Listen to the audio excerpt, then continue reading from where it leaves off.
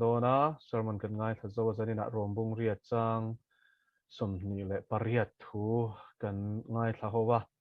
tu na zo na le chan hun ilo mang chanang u Ni zana khan katel thei lawa ka dam sam lawa wangin oh ka uilu tuka zanin po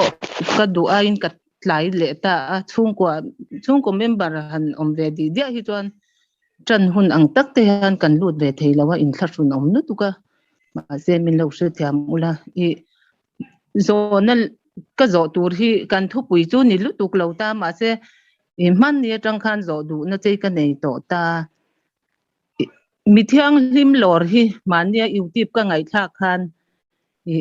alo om lo reng reng ti kha an soi ani I channel pakhata khan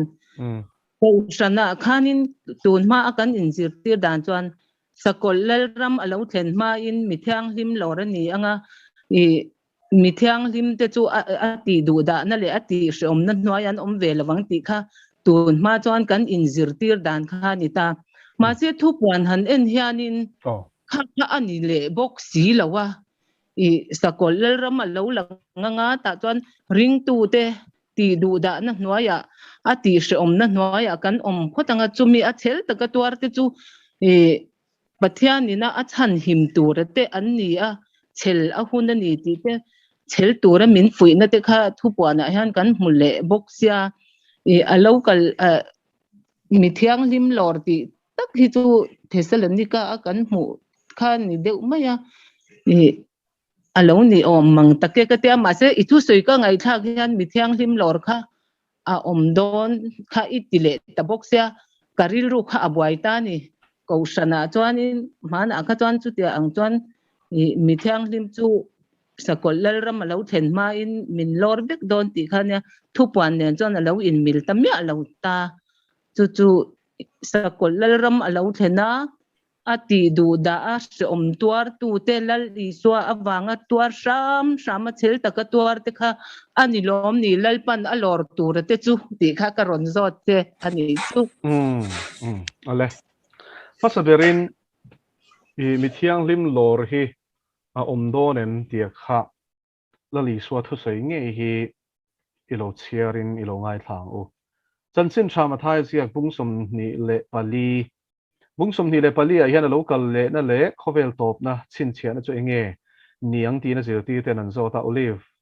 olive discourse an dia olive tlang a thu sei ania chuan ta chuan ali suwa chuanin naw ve chan te chin chian a sang te a soya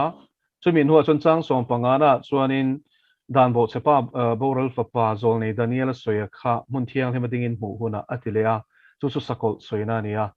sakol aron lan huna khovel a ring tu te ti du da dan tu te aron soya ti chuan chu tan chuan aron soi thazela I tlanga te tlan bo ro tin zirti te po a shelani chu wangin tlan cheturin lal I swam me wena min shil chuanin tlan chiat angai ni he huna hian bik takin zudai ram om ho kha ati ni ti khalo shia ilatin adot le soi chu chun chu aron soi chho ta zel ta sakol ro re la hnoi khovel a shom dan tu te chu tiang reng renga hun har sa chu khovel siam tirata ala thleng ngai lo ati top me ni thlen po thleng le to lo ati atin than te awangin chung ni te chu ti toy ni su sela mihring dam chuak reng anom lawang ati ni athaya tunaka chiar tur ma thu ni chu ka sei ti chuan chu tiang chuanin than te tu te nge ni ta better thon khat bung ni le chang kwa chuanin bung ni chang kwa chon kan en chuanin kowate thanate kowate thanate rin omate ti kha thu pon bung som pasari kan huatin chi thlan ti in lalpui thiam ho nam thiang hlim ti in ring tu te ni na chu aron soi chiang le bokani better thon khat bung ni chang kwa khanin chu tiang chuanin aron soya helai hen kan shia tur chu kham te ti hian mi tam tak chuanin Israel te chau a soina hianin an lo ngai china chu tiang zong chuanin an shil fia china khatiang chawa shil fia tu kha chuanin an ngai swal reng don ani ma selangin Israel te chau ani lova helai hianin he khan te ati hianin zentel le zuda christian a hom tel fekani ti kha kan lo shadon nge peter thong khat bung ni chang kwa atang khanin achiang ani ti chuan i chung thlan te chu khowela an lom don ani he sakol ron lan nuwa hian chu wang tak chon ni la li suan tlanga te tlan cheroti khowela don ta lo sela tlanga tlan che turin la li suan thu pe lawang mo chu wangin a timing chung cha kha chuanin sakol lal ram chan nuwa hian khowela ring tu te kan lom don ti hi la li suwa thu se tang hian achiang em maya tin hela hianin changsom ni pakuana hian sakol lal ram aron din huna i khovel she omna na sa taklon thleng tur a soi zo khanin changsom ni pakuana chon nima sela chung ni she om nu loka chuan kha kha chin chiang eng nu mo chung ni she om nu loka chuan ni ti thimin a omanga thla a eng to lovanga vana changin ar si te alo tla anga van thil ti theina te chu ti ngin aniang chu ti huna chuan mihring fapa chu chin chia mihring fapa chin chia na chu vana alangang chumin nuwa chuan lea chetinin an om te anin chu manga mihring fapa hi thil ti theina le ro puina na satak nen van chhum chunga local an mu angati le rap don lo ta hian li suwa hian mi thiang hlim lo tur aron kal a soi reng hian le arap ngai lawa vana chhum jing a local a soya chuta chuanin tlan sa te thlan te a lor thu hi a soi zer ani chutiam bukin changsom thu pakhat na chong kan chiar zel chuan tin avantir ko te chu to torot ri na satak nen hi thesalonika thon khat bungli changsom paruk nen khan han en hole ta ula han khai khin ta ula to torot khata po khana sui ni tro lalpa nge chu out thon en vantir ko chung nung ber on en pathian to torot ri nen local don ti ni ti chuan krista the to te chon thom ma sanga tin ke ni nung la ola o ma te chu van hmuna te khan chhum zinga lalpa hne na lak chhavin kan omang mi thiang lim lor khalai harpat zo ati greek tonga kha anuwa chuan rapture ti in sap ho chuan in latin atluk puya kha an mang ta zo kani ti chuan hela hian chuti huna chuan mihring papachin chia na chu wana alanga ti kha i chu mi thiang lim lor tura aron kal tur thu chu asoya ti chuan mitin in an mudon ani ring tu le ring lo tu point lor tur point lor lo tur point an mudon ti na ni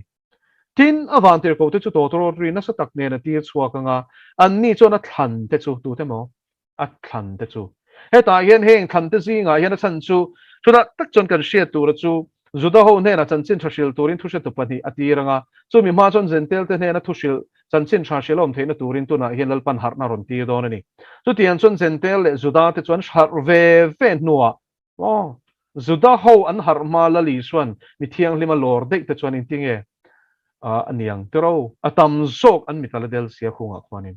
chu wang lalpan chung te tan chuan thushe tu pani sakol ro rel na masa zok noya khan ala tir don ani tina ban tir ko te chu to ro tri na satak nen atir chuakang an ni chuan a thlan te chu kol kil li ta van to pachanga top le lam thlengin engmo an lor khomang kha kha chiang kel kol view ni hei hilali suwa thu soi ni a local le na soya le rap don lova an ne na wana khianin a thlan te chu kol kil li ta khovel mun ti na ta a in pe te nu la thiang hlim fing panga te chu lor khomena nom don chu tianga lor tur chuanin pathianin avante ko te ti suak don athi ni chu wangin vein ni hian kan shia tur chu he pathianina mi thiang hlim lor a soya hi lali suan chiang takin mathaya bung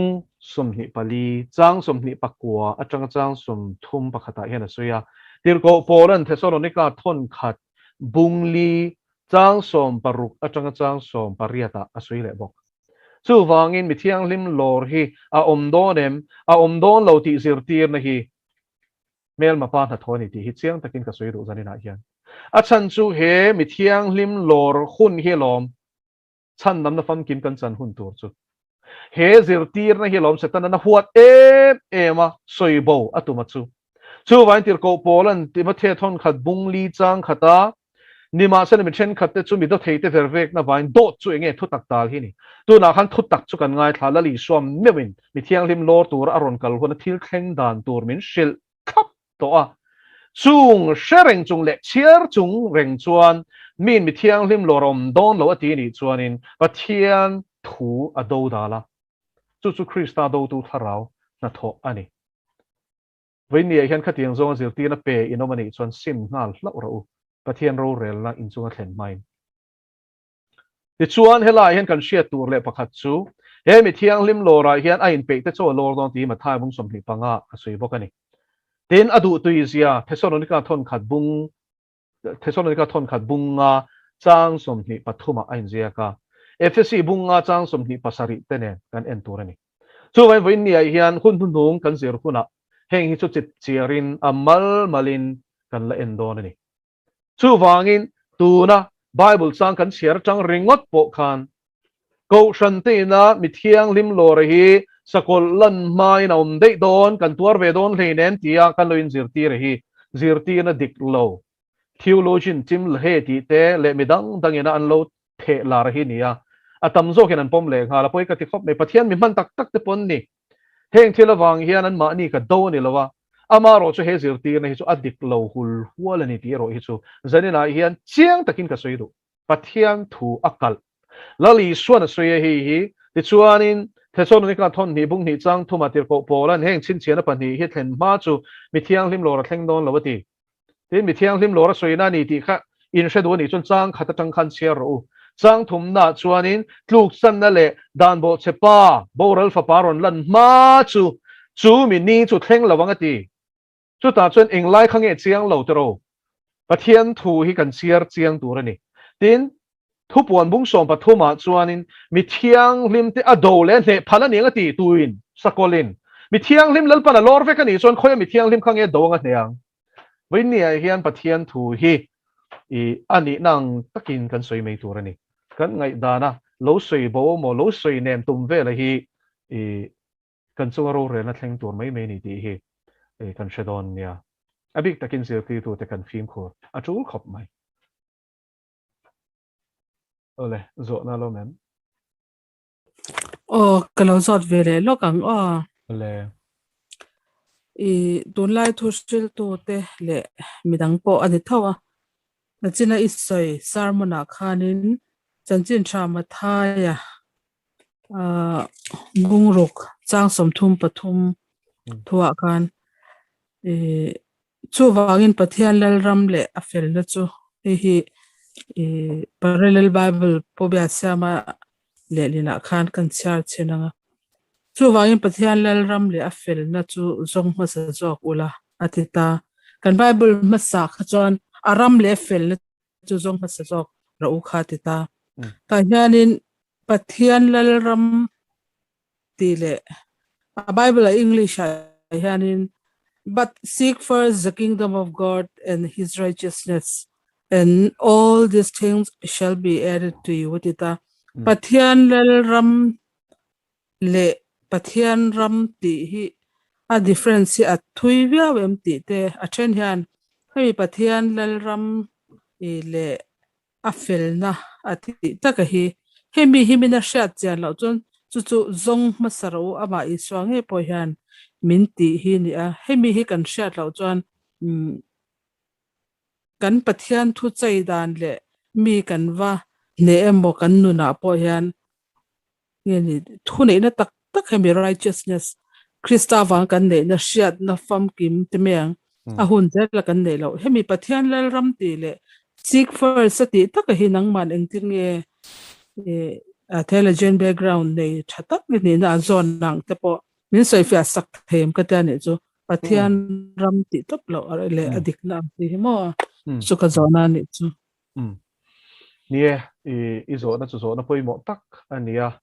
ring tu te hi kan chian anga chan chu he Bible chang hi thusil tu te poina kan soi fo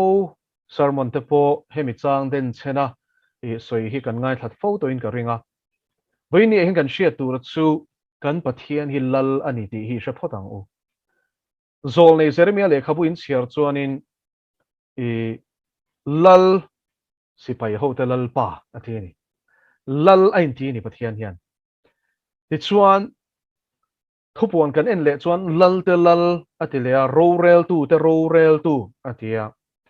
thupuan bung som pakwa chuan alu chunga chuan lal khum tam tak a khum thu kan hmule ni chu wain kan pathian hi lal ania lal ram ane ni ti hi kan hriat masak phot angai ni ani na taka chuan mathai bung som hi pali chang som pali khalo en ta ula he ram ti bokin an letlinga du thu sam lo mani ram ti ri ngot le lal ram hi ai thlau lu tuk ram chu lal kherlo po hin anei the tero mi na suma nei chuan lal ni kherlo po khan sum le pai nei chuan mi hausa ni chuan ram te chu le the alom khoi rama po chu chu ni amar chu lal ram atiom zia chuanin chu ram nei tu chu lal ania ani na akok ngal boka tu nge ani ti kha soi ngal boka ram nei tu satlia mai ne lovin lal ani na karon soi ni voini a hian li so krista hi lele van lal ber ani na hi ring tu ten kan hriat chian lo chuanin chanchin tha kan shil dana po hian kan chi deuh dui don ani chu wangin he lal ram khua le tui kan ni na hian kan chian angai zanin chu lal ram ishil fia lok teng a chan chu li so krista khan mathai bung som hi pali chang som pali a po khan tin he ram ati rengot lawa a original greek polo en ula he lal ram kingdom basileia ani kingdom lal ram a hi chanchin thai shile no mangati chumi nuwa chuan top na choron thlenga nam tin ne na he lal ram chanchin thai shile no mang voini hen kan shia tur chumo ui lo ring ve sham ro ti lamani lo hallelujah lal pa chu fakinom ro se krista hi tu nge ani ti kan chiang em ring tu te hian lalasin leile van lal berani ma thai bung som hi paria ta thu pe khan lal thu pe kani kha leile van thu nei na zong zong kan ne na pe kani to ti khan le a po vana po a ai lal nom lo ti na ni lal pa chu fakinom ro se tin philippi bung ni hi lo zero lalani zia ichian du chuan changa chang chuan heril ru krista iso pom bukha nang mani om ro se te tom na ron soya sei chho zela ani chot pathian ngom pathian tluka oma thil chu thil hlak le thea ruat lova mishing te ngalo piang in boy ngai siam to zo ka tia aron sei chho zela ni thi khop hia thu zo min om ta tia khan top lo tur chu a thu oi na wang chuan nge thil thleng chu ti chuan pathian in ming zong zong ming chung nung ber chu a fa pa la li so krista ne na petoni ti chuan vana mi te le hnuai mi te po a man ching chit nan le tin reng in so krista chu lalani tian puan nan pathian in a fa pa chu ming zong ming chung nung ber a peta lal pa chu fakiram ro se chu wang ne chu lal le van lal ber minga ram huai ti thu kan pe khian an chuan a chan chuan chuak lo thei lo alom a mi shing khamin hlau lo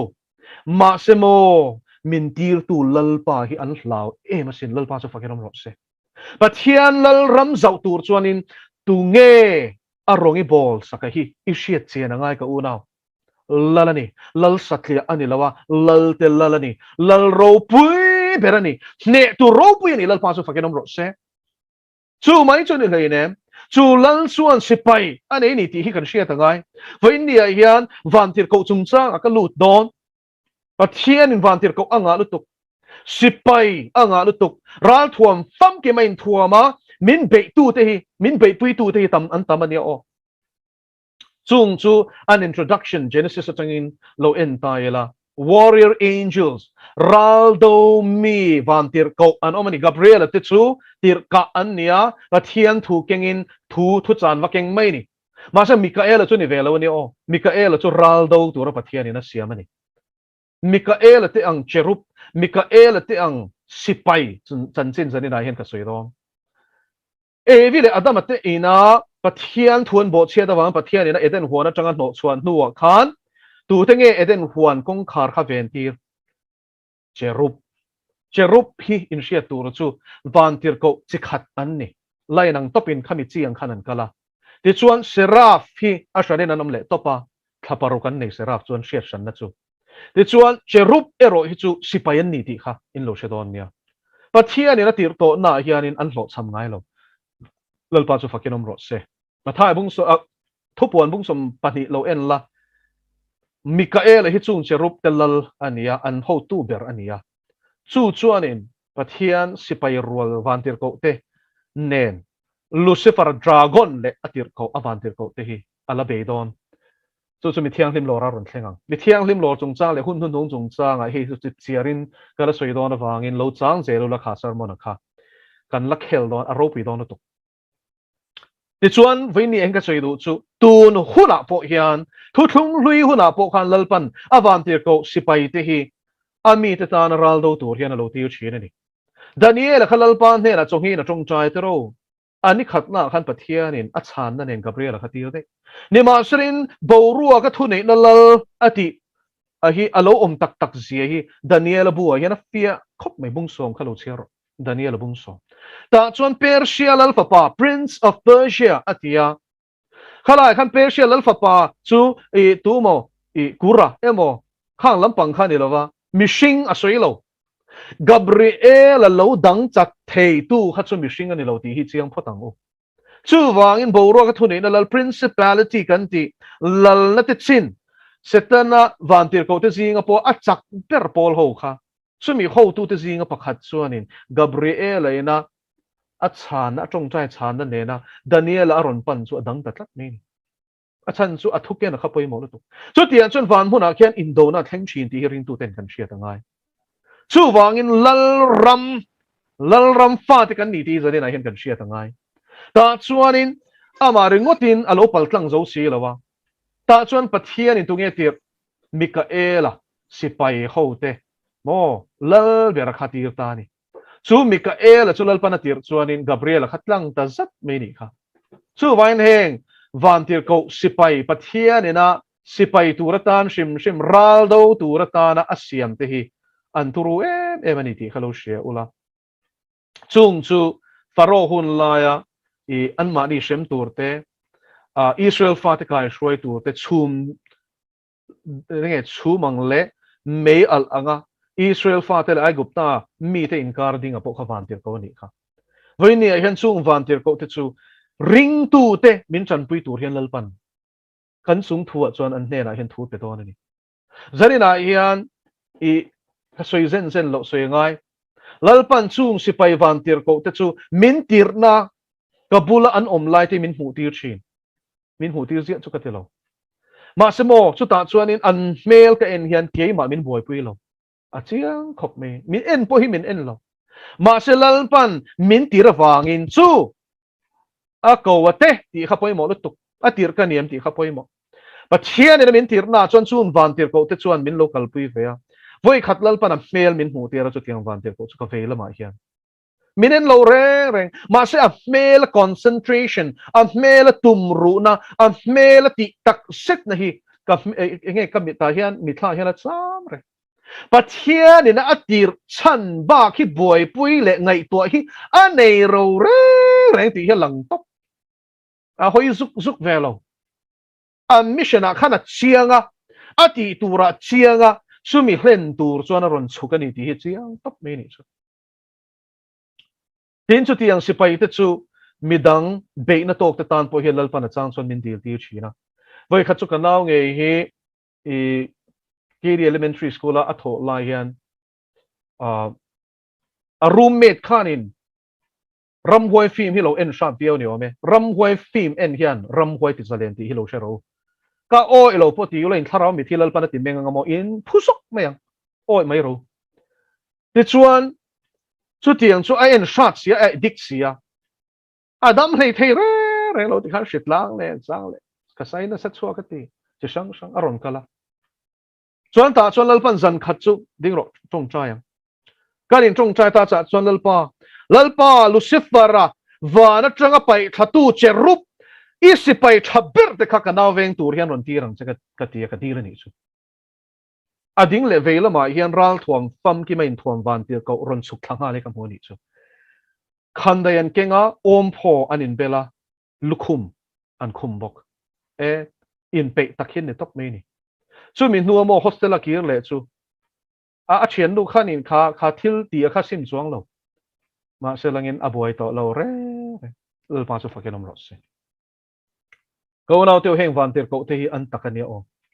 Israel fa te na pathian thun oi lo poin an mani shem turin heng tho hi ne lal pan tir Davida ena chiar pui a ko ve ring mat khan tiro pathian a du lo lu tuk chiar vak pak hi a thu lo wa chuan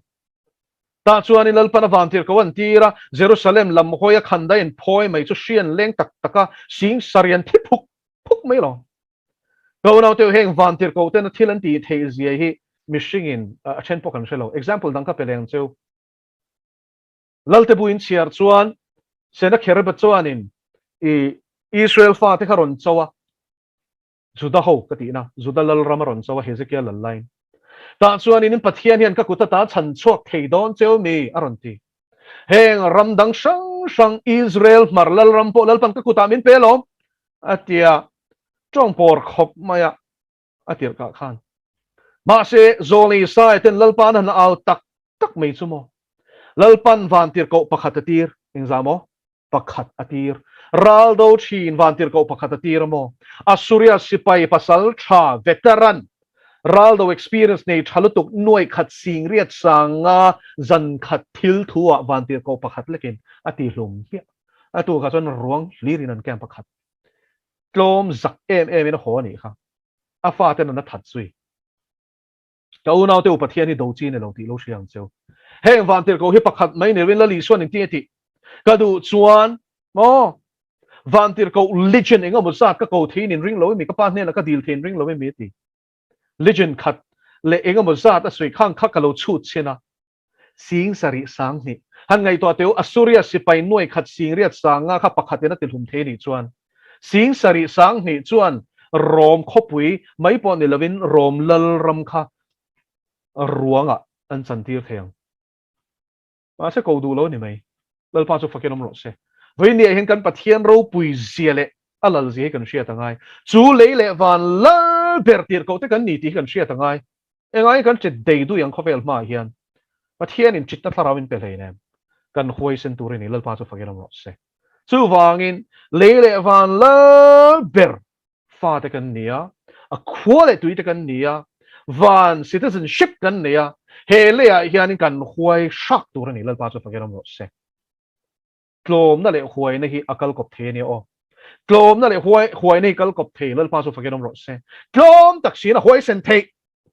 chapo lam kan sei lo ma se kan pathian hi kan sia chian to china chuanin kan huai ni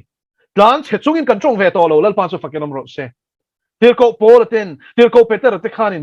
doi on chwa ngai thei ne tharau thiang ni min khata van khole tuin ni nan chianga tir an ni na le ko an ni nan chianga an rina an chianga lal ani tian chiang chu wangin chu lal ram kal phunga chu zir ro ti na ni a ram zong ro ti a lal ram zong ro ti om zia chu lal ram khole tui khosa zia chu bible hi ni chu lal ram khole tui te om dan tu chu bible en zia tak chu wang khole tui ni to chuan i khole tui ni na ina dan le du na ne khai zirangai lo lal pa chu fagenom ro se chuin pathian thutak zong song hi kan la tur ni du lai lor khom ni lovin thutlung thar ringot ni lovin thutlung lui le thutlung thar vain ma cha chumi awang chuanin dan sal hnuai khan kan lu don ti na ni lo hei takhi voi nian ka soitel du bok tharau thiang lim chuan dan zong zong ati lova thutak zong zonga min shwai lo tu mati dana hian dan hi thutak ani lovem mi chung zong song chulal pan min zir ti don lom he ta thutlung lui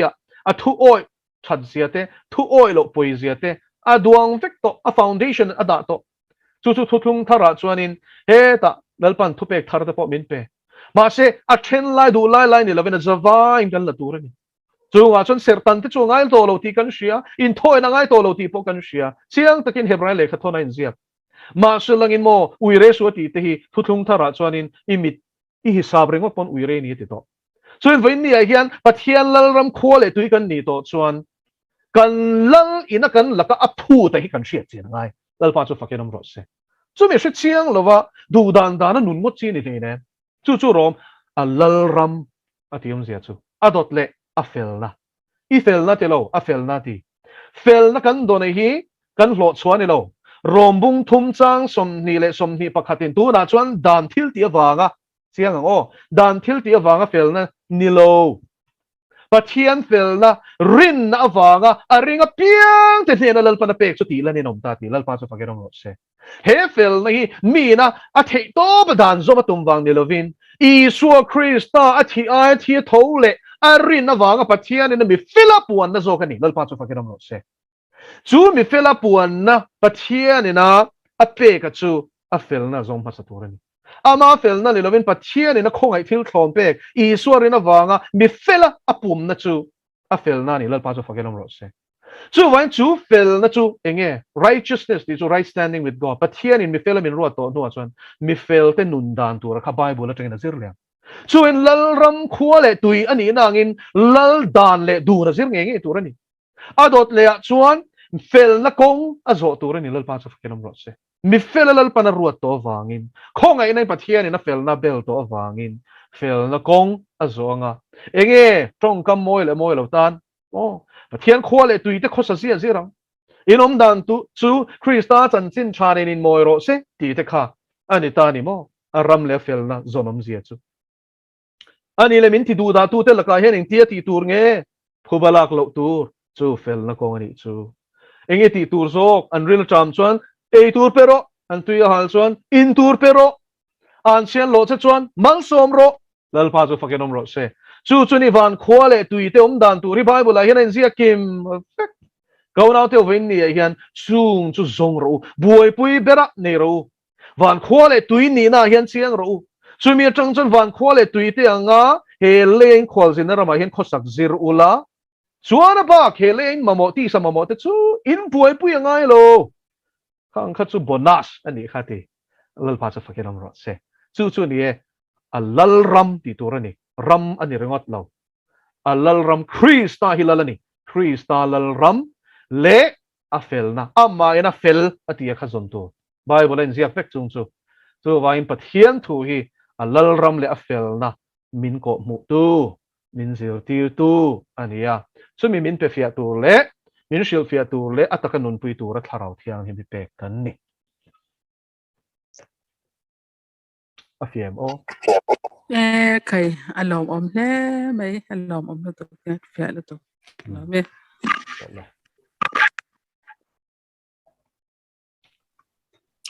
Zothan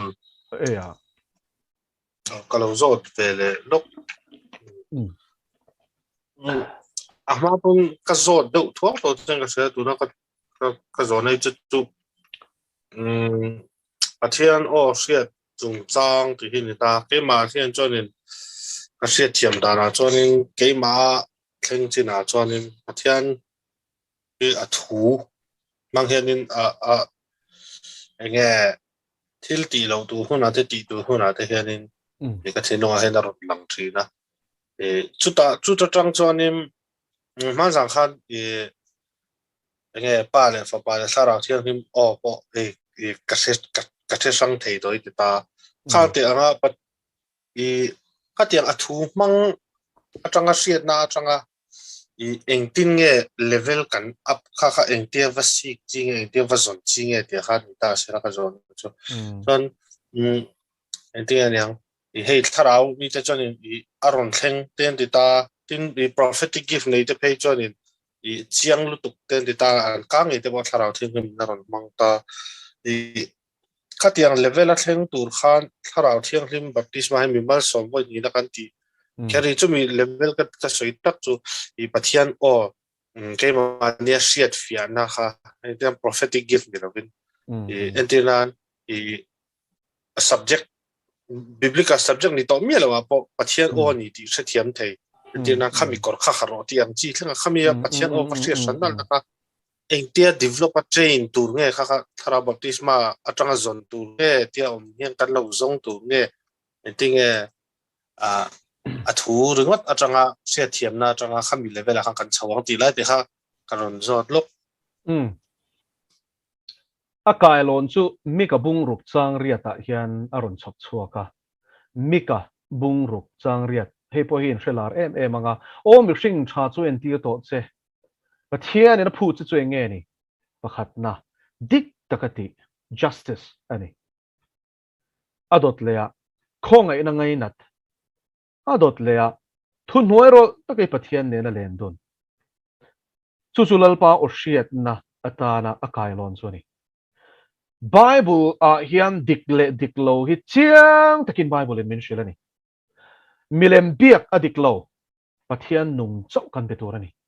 eng ma ma hian in eng milim mihring siam chop ma hian kan kun tur ani lowa an rong kan bol tur ani lo kan pathian nung ma chok lo chon chi bai bukin kan kun tur ani lo pathian ming hi kan za hle tur ani ya tun lai Hollywood le enga mo mai na kam chet leu na nan man hi setana i shwai koi tum na nia chung chu ring tu te ka chang chuan a chhuak pui chhuak tur ani lo fiam thuang bon adot le chuanin a chol ni a sabat kan se tur ani adot le chuanin kan nu le pa kan choi moi tur ani dik chu kha kha ni adot le chuan tual that su ate no adot le chuan uire su ate chu tiam bokin a soi zela i dota i enge dot soi lo tur ti te thu she tu dera chang su ti chu dot soi ni me ya ti chuanin chu tiang chuanin aron soi chho zela ot su ti te aron soi le ta ni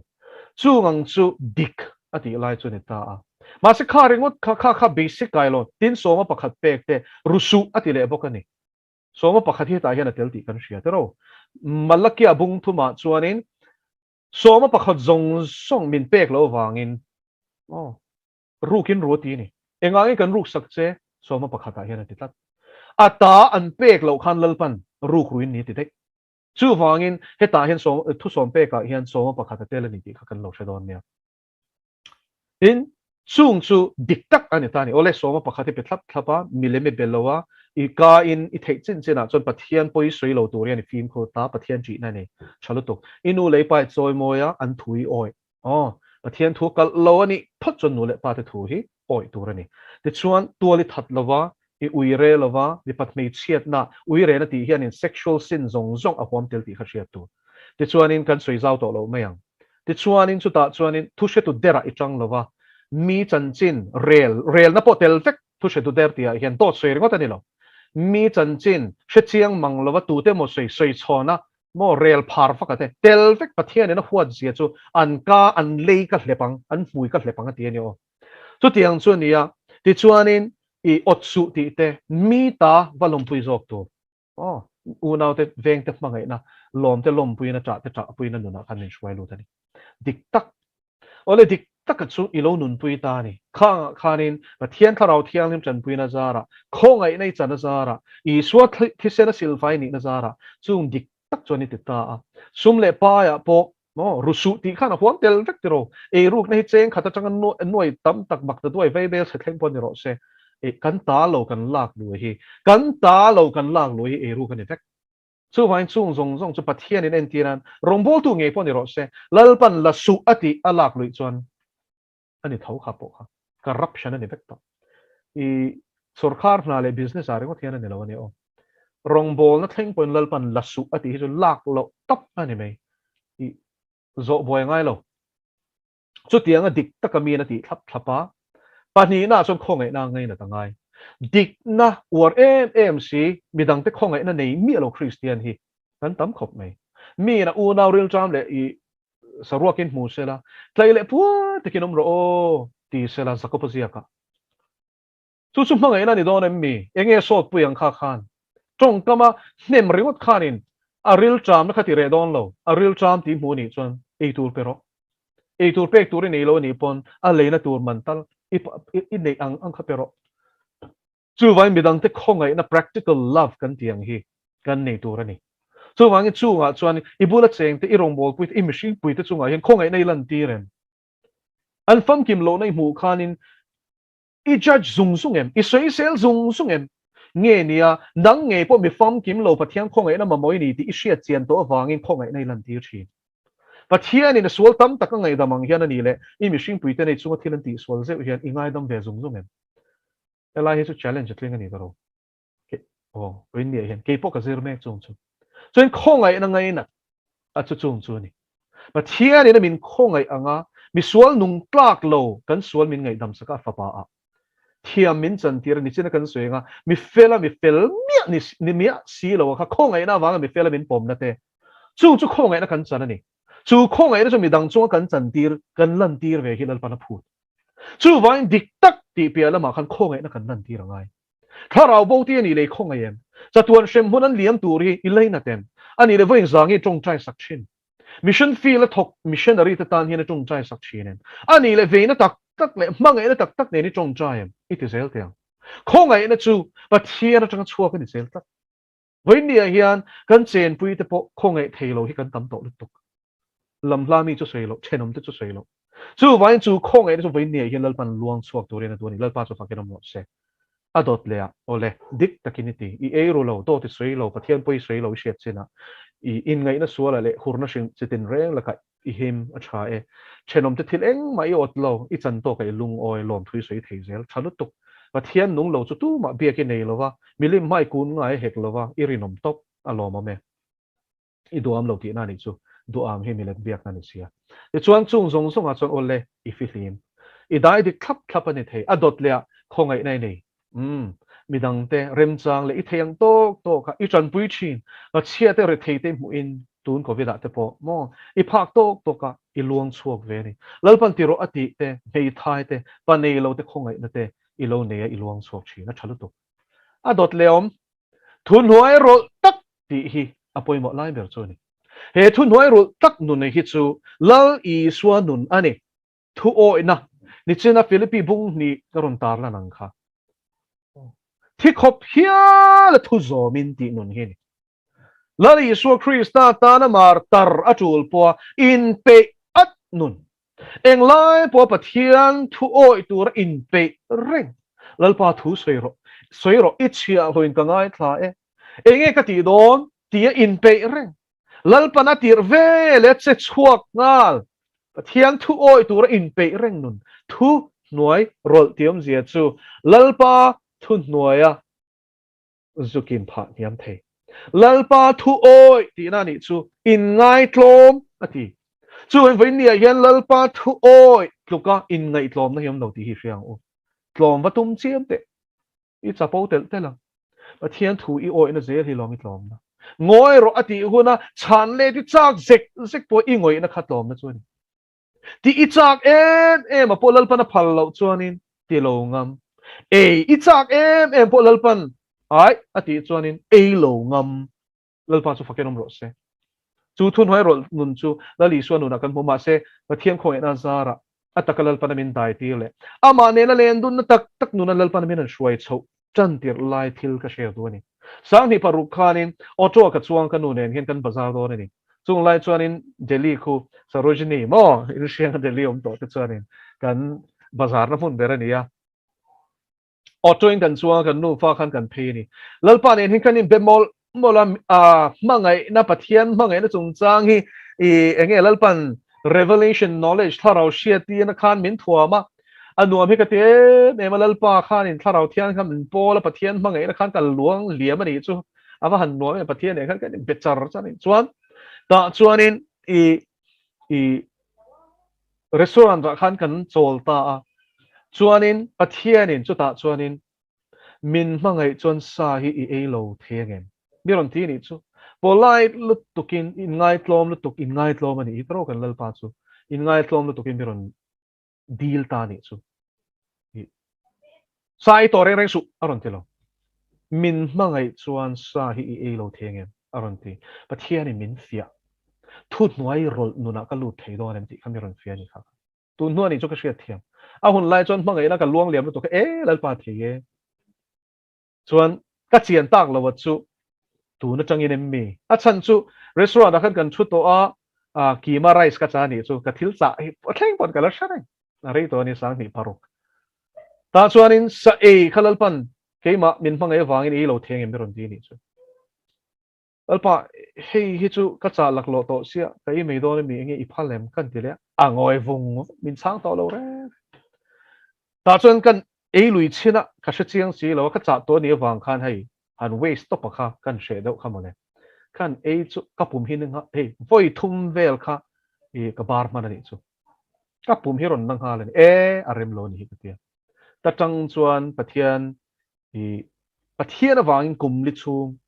ka hian sathem po hi lut to lo ani anu phei chuan har tui thleng khan lal pan phal ta lawa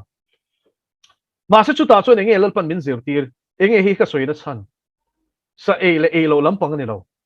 thu oi na non ani thun noi rol na non ani kha ka du em tui ka ti em kha ama ka mangai wangin ka chan phal do nem ti khalal pan ron fiani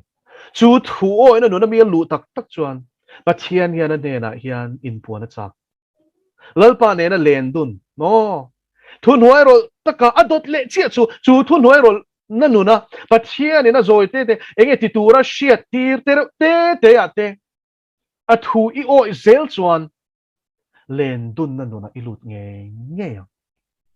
tu tan ma chu I lalpan exception a siam lo ani hi chu ni lo ani lo dik taka itia khongai nei ngai nat boka thun huai ro na nu nei lu chuan in leng du na chu len dun na nu na tang chuan mo pathian ro pi na tu ra tan chau ka sei du a thian angin kanin beto thian angin kanin beto ma se kan za na abo chuang lo pathian za na bo lo ma se nel taksi chi taksi in pathian ne na len dun na nu na kan lut top thin ani ban nuam em chu nu na chuan in voi ni hian kan zawa in lut thei ila ka van ti em lalpan thokan soi tak te kan za tan man som lo se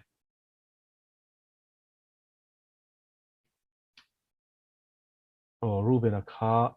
a chiang toem o chiang có mày lọc tháp được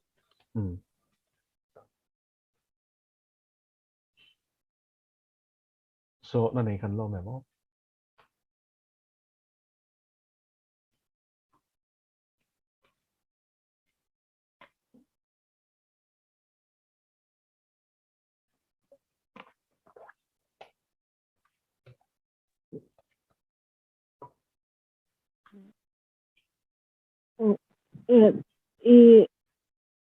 lâu rồi về lúc in lâu tôi nào khăn mà ngày nào làm bằng khăn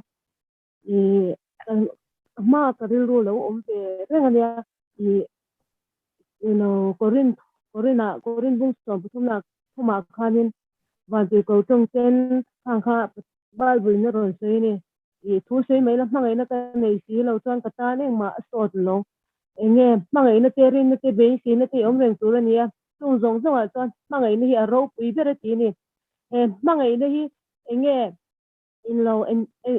nghe en chia tí lần tu nghe áp cái lệ theorin kan ti lang tu nia ha khami ta ka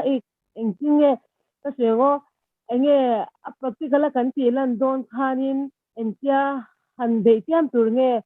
kan milai ta ka mangai na om ja dik ta kan zo khala pa ta mangai na om ja dik ta ka le ko vela mangai na om ja dik ta ka yan ta ka shiat ya le ka do han ta ron te ale pathian mangai na le mishing mangai na changin chan tai la pathian in ama thua nge chu chu ron khai khina zole sai zia kan en chuanin mei chia na naw nu ten helai chu thei hil them ni tinal pan zo na ron zo ta mishing mangai na chuanin mangai na apwa ril vera tu te poina kan ngai nu le anau sen nu ten helai chu ania nu chuan ama nun na thapin afatan abeidu mai ni mandeu lokpo khanin inaka nga ta chuanin anu khanin atnuaya anmani chantura ron pung khom mi pui te nena khanin afas o afa kum ni mi kha athak thatop mai ni lo dong hlop maya atnuaya patling om khan chu tiang chuan an mani chu kang hlum ma sela an fa a him chuanin an du tok ti na ni chu chunu mangai na ro pui zia kan muwa ma se lalpa chuanin a hmangai na nen mishing hmangai na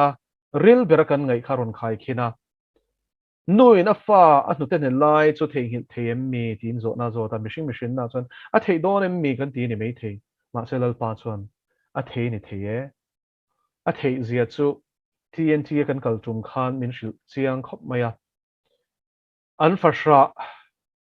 an no sen kol chen khat te chu bol hlo bom a mi nan chhar ten ni chu wangin nu hian thakwa apai to no sen hi bol hlo bom a thitu ra pai mai du khopin a hmangai lo theini ti kha chiang ani lalpai ro chuan heti hian ati ke ro chuan ka thei hil lawang che ti lalpa chu fakinom ro se so voi ni hin kan shia tu ra chu hmangai na eng ma po dal lo cho choroi lo hlang chu kan Pathian hi ni mangai na hi thil ani lova mangai na hi emotion phur na chi khat ani rengot lova mangai na chu mi ania a ming chu la li suwa ani chu la li suwa chu mi na nei lo chon mangai na nei lo Pathian mangai na nei lo mishing mangai na ba ka nei lo Pathian thu hi mo mishing mangai na atanga zom chi ni lo ni khat chu sei lo dar kar khat poi dai lawang Leo Tolstoy chan chin soi tai la li suwa thu soi mà thai bung changa bung sari tlang chunga thu soi hi achiara tha ati em mi hausa Russian playwright ania English literature chiar to chuan in shefe kang ming ta chuan in chu pa chuan in lali suwa thu pek chu zom atum ta mi na hei chiang ai mela mel point atia ui re ti te kha tha hi ti em ma se piang thar lovin tharau thiang lim nei lovin mangai na Krista anu na nei mi si lo khan mangai Krista thu pek zom an tum mai chumo anu pui nen khan pin dan sang te kha asia mama se a hlotling vak lo niang chu tiang a pin dan sanga an mu ta chang chuanin fa som pathum an nei to tling te chiam lo a hun hun hunga phei chuan nei zong song pachia te ta na pevek korin thon khat bung som pathum mi tar lan a soyang chi khan ma se mo Pathian du zong ang nun ka tum po le ka thei lo zi ka chiang tel tel tin a hun hun hung chu re thei takin hlim lo takin a manga ni chu với nè hiện cần share tu chu mangai na bul pui chu mi sing thin lung ne lovin Pathian ani ti hi kan share ta ngai chu wangin papanei tu chuan tin zo na thon khat bunga chang song pani chuan nun ane ti papanei lo tu chuan nun ane lo ati mia lali suwa ina kan thin lung ron lua kha ma hi chu mangai na mi na nei tak tak lo Pathian mangai na tin Bible na min zil ti chu Pathian mangai na chu lali suwa mangai na mi na nei to chuan Bible in ziak zong song hi chu lali suwa Krista tharau ama lua khat tu zara chuanin atakin anon pui thei to chu chu mangai na tak tak chuani chu ta chuan ing ti ka tiang ing ti khan I tia vazo du ngai to lo Pathian ina atharau min chen chil to chuanin va in shil ngai lo ben ama zokin ti tur le ti lo tur chu chiang takin kan thin lung le kan tharawa hian min shia tir to zo lal pa chu fakin ro se lali so chuan chu chuin tinge soi zo na bung som paruk chang som pathuma chon tharau thianin Pentecost ni lebo ka ma dei le a thole nuwa azil ti te ne na tho khumam tharau thianim nei ro ti ma dei to khan lali so chuan tharau thianim ron kal hona that na tho tu chu heti hian lo soi fia pasa tin ama tharau dik tak thu tak tharau ti a len turani ama tharau dik tak alo kal hona chuan thu tak song a shwai lu tang cheu ti enge thu tak chu Zawhna bung som pasari chang som pasari choni thu hi thu tak ani ati chu wangin thu tak Bible Genesis changa thu puana hian shit sak na min pedon ani Pathian thu hi mo biang thar tan lo chon nin om ani mani lo ka kan naw biang thar po kha ama chuan I testimony soya chuanin ama chuanin chungin khom lati kan ning theil tokati adik chi dik takin atong ani lali suwa Krista nei tu tan lo chuanin Pathian thu hi nin om lo chen khatin an lo pui em kha chen khat tan chuan an nin om ui rei to lut mo anu atong tai rei de uthek chuanin nu ti zo va te hi lo ti chira ni chu tong tai lai khan mo Pathian thu soi lai khan chu tiang khopa ngai theilo kan shia tur chu voi ne yan mo he mi shing hlui hi chu mo aswal hlom top ti hi siang chat na pakhat ma nei lo ka manga ye kan ti po hi mo mani ma sial top ama tan ama trang mangai rani mangai chin Pathian mangai na ve thunge ro chu mo mangai te tan nun na hlan khophial in a luang ral rombunga chang ria chuan Pathian ina mi mangai na chu fakla ki dalan ti ra mi sual kan la ni lai point a fa pa chu kan ta na pe ti kan fel ngak lo ama kan zon po ngak lo min mangai ma wangin ama ne na kan in rem le the na turin mangai tu chuan ane azonga hlup per a fa pa chu kan ta na the tur le kan sual man batal vari cross pe turin khovela kan ti mai ni ko na tu mangai nei Pathian mangai na hian a pe chuak thin ani chu a thabera pe chuak thin với nia hiền chủ mang ấy na mi khát chuan in mi dang ne na hiền in chủ đủ sắc na Pathian phin nung chu aron chom don ti na ni chu ama ain da lal thei to lo lal pa chu fakin om ro se lal pan luang chuak ro ti na chuan a thil ui te po lal pan pe ro ti chuan phal takin a pe to mai lal pa chu fakin om ro se ama khanu na lal ber to lo i suwa lal ber to lal i suwa lom na tur ni phot chuan in thil mai khan anu na mu na chang lo sum le pai thleng po in lal pa chu fakin om ro se đâu nào tiêu Krista mang cái này miêu luộc khát tổ chuan mo Krista ta là nung to chú chú lom chú mang cái này nung chú lom Philippines bung khát giang som thì bắt khát tiêu cậu bỏ ra suy khá kế tan dùng nung ni Krista ni thi bỏ lộc na ni tiom gì chứ anun bung bui khá lal pa du dan angan nun hi eng lai bui na du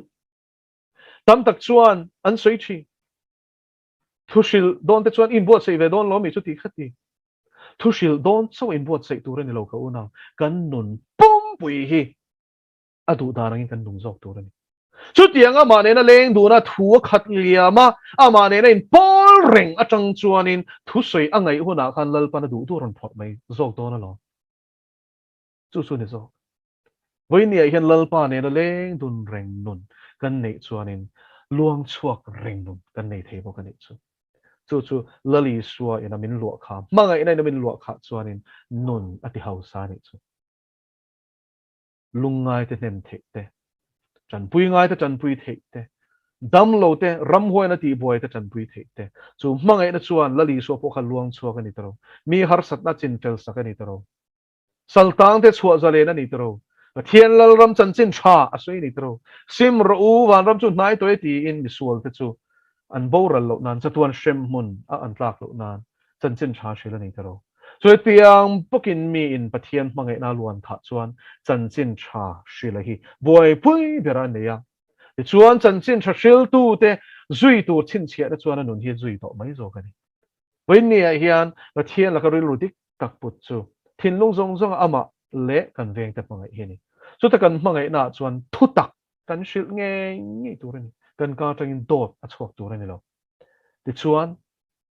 kan shil bokanga practical pon chan pui tu ralal pan min tiang ze rin kan chan pui anga an mamo kan mu ni chan pui nga ze tu ren oh so ta chuan intinan i mitel mutala lalpa tra le lama ka kai do nem tin zo kherangai lo a chiang sa ni toro mangai na chuan a chan pui do ni a mai na kai thelo ti sia chan pui ro so tiang te chuan in ai pa te tar deuh te ba saron kal chuan ken te hian nuam em ani to ring tu no ni khang kha so tiang bokin re thei kan mu chuan in chan pui ngai ngoi kan mu ni chuan mi har sa chan chin mi na min shila ku tan ron do kher lo ani point chan pui dan kan zong tu ani lal pa so faket am ro se I kan sei vek seng lawang mangai na chuan I suaril ru min putira chu I suaril ru chuan amma ina kan tanin pe kang khan midang te ta na kan nun hlan na min shwai chi chu Pathian mangai na ro pui zia le chung nun zia chu ani a fiam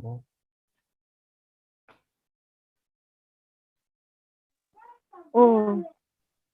asia khop me ro pui khop me yang le zwal lom tak je ni ro pi ro se zona pakhat che kala tonga zo tu no mem Hello. oh hello Pazo. yeah Korin thon khat bunga ami hi kaushana in ngai na bol hlo ti ania korin thon khat bunga mi tan achang nga na hianin mi chu tiang chu atharau lal pa ni a chuan chandama om theinan ati sa ti boral turin setana pe ilakati ani atita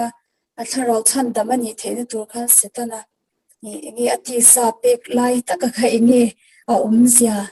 ti kha ka shechiang du ole helai zia chu ka ti ani ati zia chu atharau tal chandamom theina tur an san chu kha suala kha chatuan shem munat tlak na ni ti achiang ema chu hele kha thon vek bung ruk chang kwa le chang som khalo en ta la chu tiang mi chon pathian ram an chang lawang ati te sing khan in ngai ching te an terani heta in ngai na pe hi chu rap thak em maya apa nupui ahan mutpui ni e chu ania ko shan huang chung mi le kha la nia chu tiang mi chu a tharau tal chan damom the na turina taksa chu setan he na pek zia chu setana du to ka ngai sak tura setana he na permission pe ti na ni chuta setana na du to ka ang ngai sak na chang chuanin a har mielanga simin lalpa hne na hoi kirma na ti beise na inani tir ko polan hi sui ni a chan chu khasual akal zelani chuanin asim lawani chuan chatuan shem hunat la don sia chu pathian atanga chuak khongai na chuan a taksa kha chuan lo tur mai me ro se a tora wanga har chuak dona sima hoi kirani mial takin a taksa hi pe la ka tingot mai a thini adu thu sama ron sui ni ta hian chu vai vai ni hin kan shia tur chu e helai hianin tharau sual man chu thi na ni ti chiang takin kan mo asim lawani chuanin shem huna akal don khapa kha chu vaina sim the na turin setana chuanin khoya chak renga chu permission chu pe ka zopa kan huang khan pathianin permission a pe a adu to ka khoya a to pa chuan zopa point mu chua ka oh a ma chuan shiat na chuan enga mo shiat na chuan a sheve ni pathian ka tu na chuan ka muta che ti chu wangin ka sima vutle vai vuta thuin athi mo sim ta chiang khop mai tir ko a zopa khan chu en pathian hianin chu tor na mang chuanin kha mi sual rap thak taka tu po kha ring tu sual tu le kha chatuan shem mona tlak lo na turin ak taksa sui sak tur setana hena pathianin remati chon pek mai po kha a hnial lo thu sui na mai ni e a fiam o Afialu tuke kalom lu tuke. ole tikhan zanina kan zo na le chan na hun chu kan lo ti top ton to anga lalpana thut tak kan sui tak zong te zo na zo le chan tak zong te angai thatu le sui tu tan kan zawai tan a tharin mal min som se cross se